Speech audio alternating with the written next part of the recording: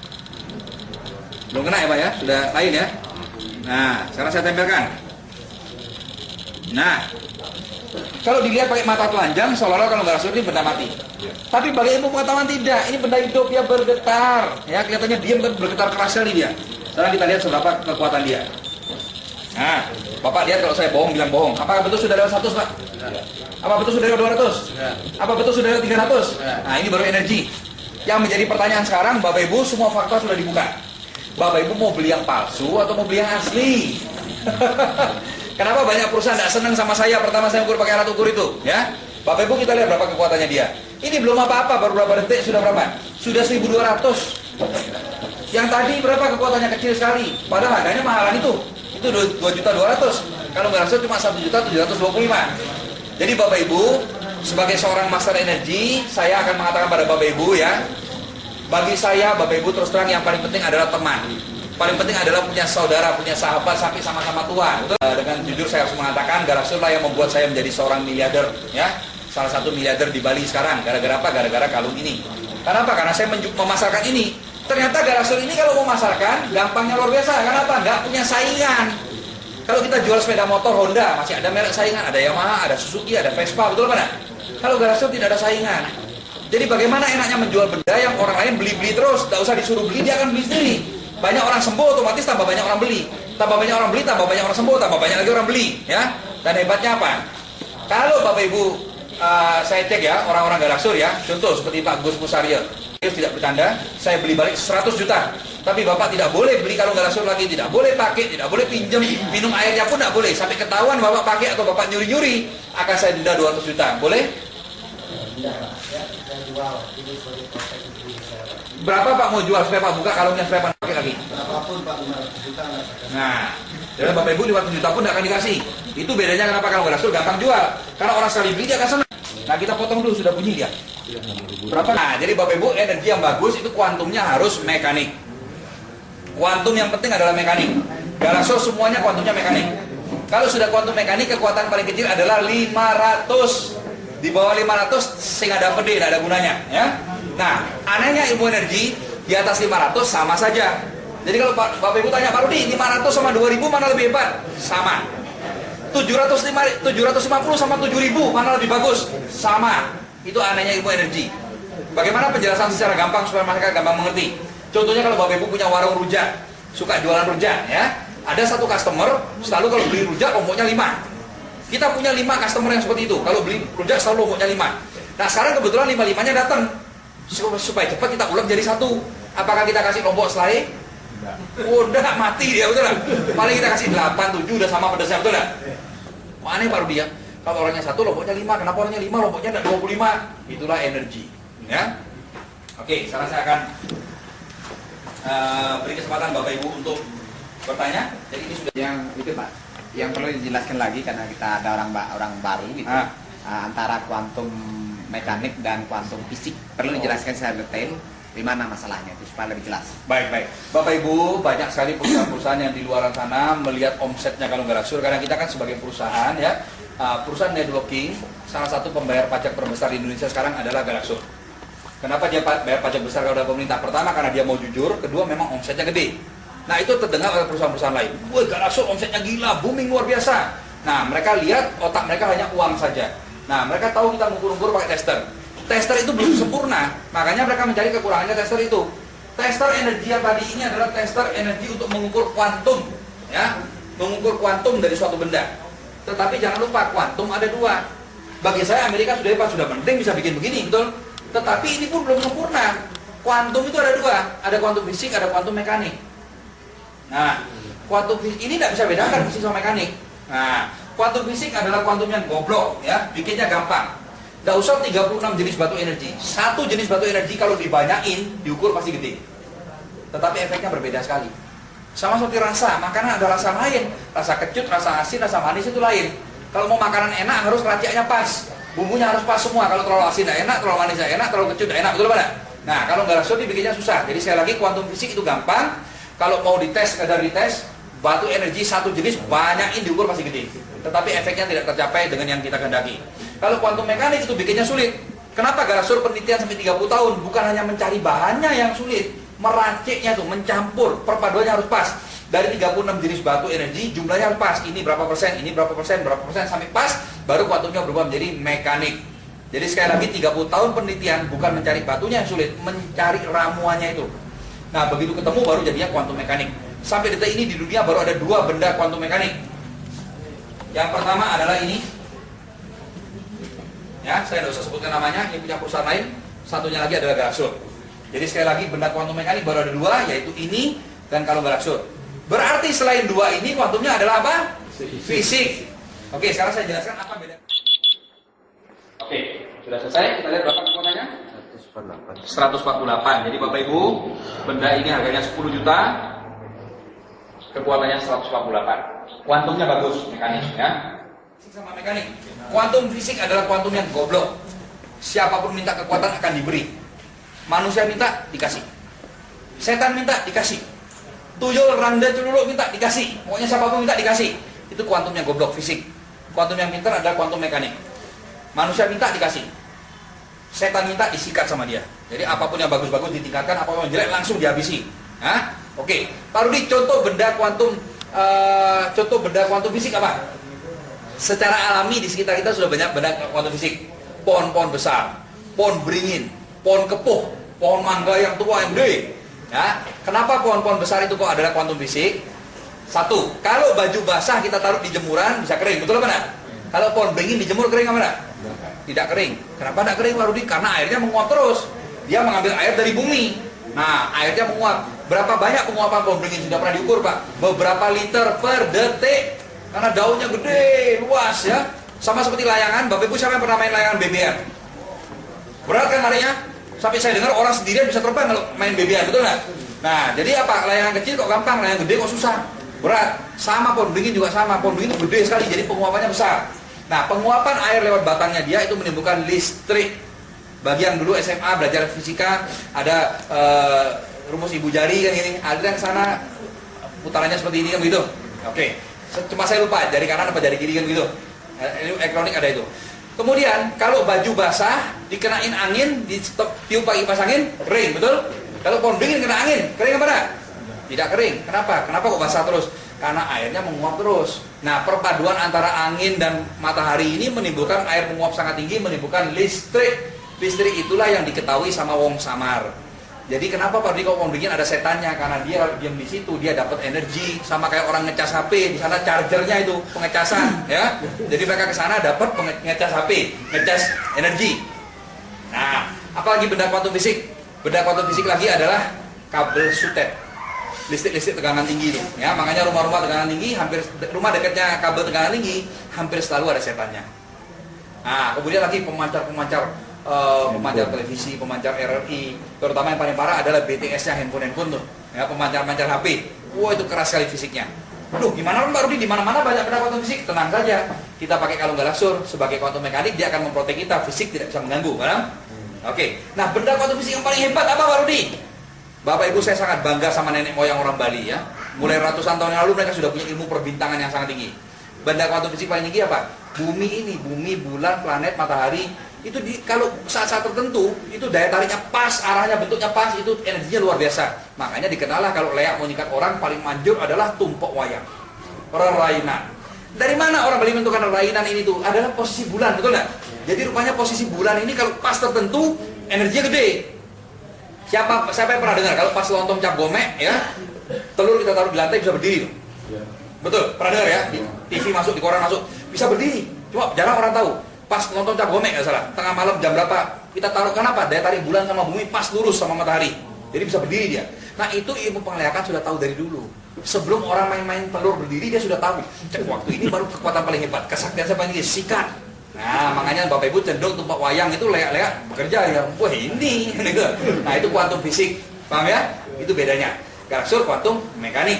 Jadi manusia minta dikasih, setan minta disikat sama dia. Kalau benda-benda yang dijual-jual di luar, Pak Rudi, pertama sudah tidak bikin sembuh, ya, karena kuantumnya fisik. Yang lebih parah apa? Kalau ada orang ada setannya, orang kerauhan, ada setan kena santet, pegang benda itu tambah sakit dia, karena setannya tambah kuat, bahkan bisa mati dia di tempat itu, ya. Kalau kena ini, langsung setannya kayak tidak kuat dan akan lari dia, paham?